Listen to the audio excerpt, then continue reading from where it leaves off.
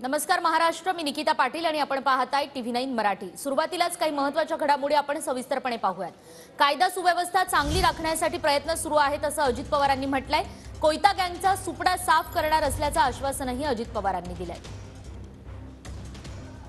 व्यवस्था चांगली राखण्याच्या करता आम्ही प्रयत्न करतो। मी जाहीरपणे सांगतोय, आजच आम्ही पुन्हा सीपीला सांगितलेलं आहे, मधनं आधनं कोणतरी कोयता गँग कसले रे कोयता गँग, हे कोयता गँगवाल्यांचा तर सुपडा साफच करून टाकणार। या गोष्टी आम्ही अजिबात खपून घेणार नाही। ते पोरग किंवा कुणी किती मोठ्या बापाचं असलं तरी त्याच्यामध्ये त्याचा मुलायजा ठेवला जाणार नाही।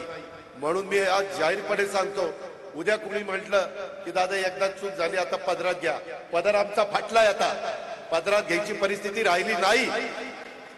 पदर नाही आणि धोतर नाही, डायरेक्ट टायर मध्येच, मधी कुठं नाही।